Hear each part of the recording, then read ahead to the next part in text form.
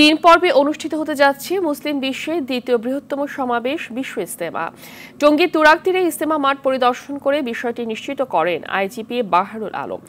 এদিকে টঙ্গীর তুরাগ তীরে এখন চলছে শেষ মুহূর্তের প্রস্তুতি। এরই মধ্যে দেশ বিদেশ থেকে আগত মুসল্লিদের জন্য উত্তর পশ্চিমে তৈরি করা হয়েছে বয়ান মঞ্চ। বিদেশি মেহমানদের থাকার ব্যবস্থা সহ মুসল্লি পাড়ে তুরাগ নদীর উপর 5টি ভাসমান সেতু নির্মাণ করা হয়েছে। এদিকে মুসল্লিদের নিরাপত্তার পাশাপাশি যাতায়াত নির্বিঘ্ন করতে এবং সুষ্ঠু ট্রাফিক ব্যবস্থাপনার স্বার্থে 13 দফা নির্দেশনা দিয়েছে ডিএমপি। আগামী 31 জানুয়ারি থেকে 2 ফেব্রুয়ারি ও 3 ফেব্রুয়ারি থেকে 5 ফেব্রুয়ারি সূরায়ে নিজাম বা জুবায়েরপন্থীরা ইজতেমার প্রথম ও দ্বিতীয় পর্ব পালন করবে। পরে 14 থেকে 16 ফেব্রুয়ারি মাওলানা সাদ পন্থীরা ইজতেমার তৃতীয় পর্ব পালন করবে। আমাদের মাওলানা মাহফুজ এখানে আছেন, ওনারা এই 31 থেকে 5-এর মধ্যে ওনারা করবেন, 14 থেকে 16 পর্যন্ত করবেন। এর মধ্যে কোনো ধরনের দ্বন্দ্ব কিংবা মতদ্বৈধতা নাই, উভয় পক্ষই শান্তিপূর্ণভাবে করবেন এবং আল্লাহ চাহে তো আমরা এটা শান্তিপূর্ণভাবে আপনাদের সহযোগিতায় সমাধান করতে পারবো। দর্শক, এই বিষয়ে বিস্তারিত জানাতে টঙ্গী থেকে সরাসরি যুক্ত হচ্ছেন সহকর্মী তরিকুল ইসলাম তারেক।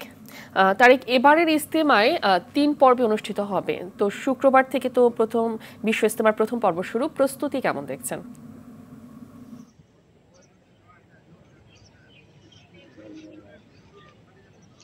ফাহমিদা, আপনি জানেন যে ইজতেমাকে কেন্দ্র করে কিন্তু দীর্ঘদিন যাবতেই এই একটি অপ্রীতিকর অবস্থা তৈরি হয়ে গিয়েছিল, কিন্তু এখন কিন্তু দুই পক্ষেরই আজকে সকালে আমরা দেখতে পেয়েছি যে এই যে গাজীপুরের টঙ্গীতে যে ইজতেমাটি অনুষ্ঠিত হচ্ছে, এখানে কিন্তু পুলিশের আইজিপি পরিদর্শন করেছে এবং তিনি কিন্তু পরিদর্শন পরবর্তীতে কিন্তু গণমাধ্যমের সাথে কথা বলেছেন। তিনি জানিয়েছেন যে এই যে ইজতেমা, সেই ইজতেমাটি কিন্তু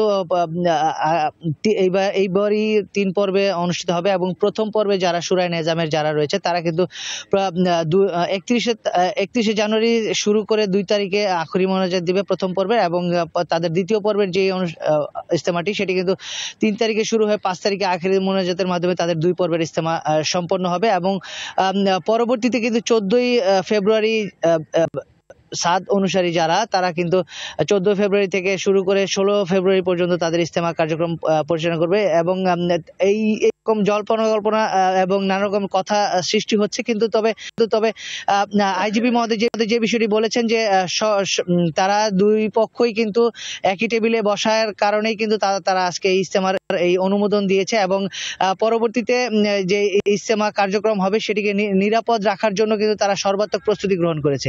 এছাড়া গাজীপুর মেট্রোপলিটন পুলিশের পক্ষ থেকে যে বিষয়টি বলা হয়, মোবাইল টিম কিন্তু সারাক্ষণ এই ইজতেমা মাঠের চারপাশে কিন্তু প্রদক্ষিণ করবে এবং সিসি ক্যামেরার মাধ্যমে কিন্তু পুরো মাঠটিকে নিরাপত্তার চাদরে ঢেকে রাখা হয়েছে। এছাড়াও বিপুল সংখ্যক পোশাকধারী পুলিশের পাশাপাশি কিন্তু সাদা পোশাকে পুলিশ থাকবে এবং এই ড্রোনের মাধ্যমে কিন্তু তারা এই মাঠটিকে, ড্রোন এবং হেলিকপ্টারের মাধ্যমে কিন্তু মাঠটিকে সার্বক্ষণিকভাবে তারা মনিটরিং করবে। এছাড়াও তারা জানিয়েছে যে নিরাপত্তার বিষয়ে কোনো রকমের ছাড় দেওয়া হবে না এবং এই ইজতেমাকে কেন্দ্র করে যে ছিনতাইয়ের একটি প্রবণতা শুরু হয়, ছিনতাই এবং মলমবাটির দৌরাত্ম্য সৃষ্টি হয়, সেটিকে কিন্তু নিয়ন্ত্রণ করার জন্য তারা কড়াকড়ি আরোপ করেছে। এছাড়াও এই ইজতেমা এবং তারা আশা করছে যে এই ইজতেমাটি খুব সুন্দরভাবে এবং সুষ্ঠুভাবে তারা পরিচালনা করতে পারবে এবং খুব শান্তিপূর্ণভাবে ইজতেমাটি সম্পন্ন হবে। এই ছিল আমার কাছে সর্বশেষ তথ্য। ধন্যবাদ আপনাকে।